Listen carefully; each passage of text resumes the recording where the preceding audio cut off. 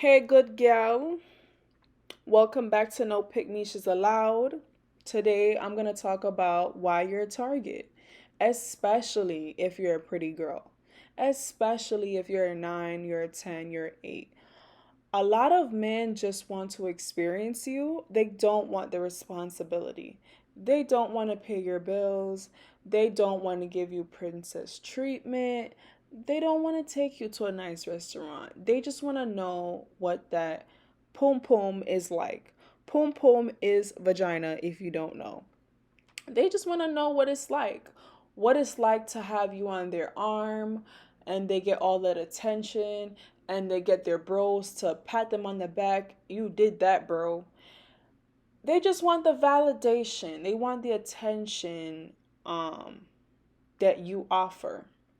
And so you have to be very careful when dating men. A lot of these men are insecure, and a lot of times men can date you, right? And let's say a girl is around, she's looking at you like, wow, this girl is really pretty. I wonder what this guy does for a living. I wonder if his sex is great. What's so great about him that he was able to attain this pretty girl? And so a girl will sleep with your man just to see, you know, what he has to offer because he got you, right? And so you got to be very careful. You're going to attract a lot of haters, a lot of people that want to humble you. You're going to attract jealous people from both sides. And so you have to pray, you have to be close to your ancestors, you have to be very mentally strong in this world. Very strong. Not every guy that shouts to you that, oh, you're beautiful, or you're gorgeous, or you're sexy, that means that man wants to do right by you, right? I'm sure a lot of men holler at you. I'm sure when you go into a bar, every head turn, I'm sure you get attention, right? But let's say we had to count how many of those men were going to do right by you. You probably would only be able to give me 5 fingers. Only 5 men out of those 100 men would do right by you, right? Quantity is easy to find, right? But quality is hard. It is hard to find a man that's going to put you on a pedestal, treat you like a queen, take care of you, and do right by you, and not embarrass you in these streets. It's rare. I'm pretty sure if every girl wanted to be in a relationship right now, she could be in one, right? I'm sure of it. Girls are making hella money. They're beautiful. The beauty industry is up right now. We have a lot of things going on for the ladies, right? We're winning out here, right? As a whole, women are winning. When it comes to being successful, when it comes to traveling and being beautiful, we're winning, right? But a lot of us are single, right? And it's not like those girls couldn't get a man, right? Because she's beautiful. She's a nurse. She's making this amount of money. She has a great personality. She has hobbies. She has great friends, great families, right?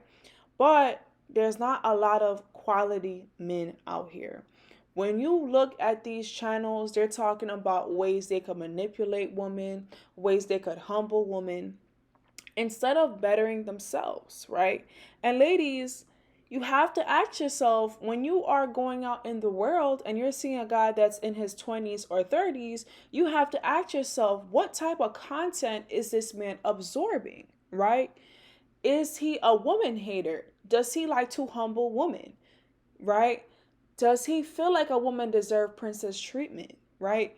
You have to understand what these men are carrying in their hearts and their minds. What are they consuming? Because whatever they have in their hearts and their minds, you're going to see it in a relationship. It's going to come to play in the relationship.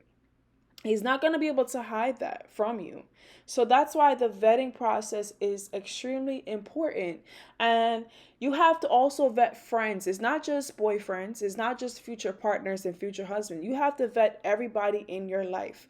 And you have to put people through stages before you give them that boyfriend title, you give them that friend title. You have to see people in different circumstances to know if they're willing to be in your life.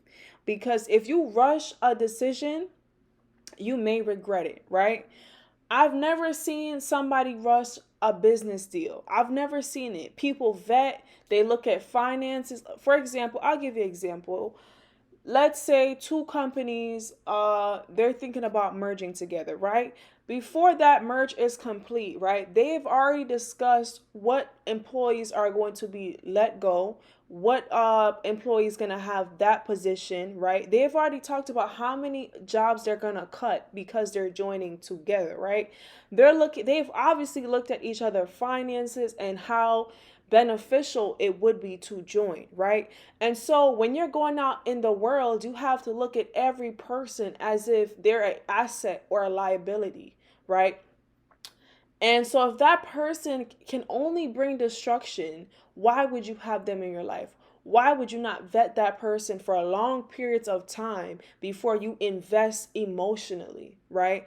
And so I had to learn that lesson at 25 years old, 24, 25.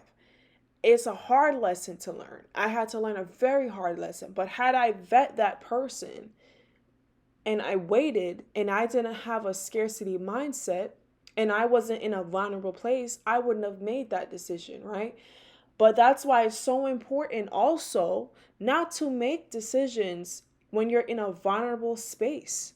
When you have a scarcity mindset, you cannot make decisions because you're not making the right decision most of the time, right? You can't get out of a relationship and you're broken, you're shattered and then just jump into the next one. You have to figure out why I was in this relation. What mistakes did I make so I can never make those mistakes again? And that's just my TED Talk, ladies. Just because you get the attention from the whole world does not mean the whole world has good intentions for you. You have to vet and analyze every person that comes in your life to see if they bring you harm or they bring you good. Anyways, thank you for watching and have a good day.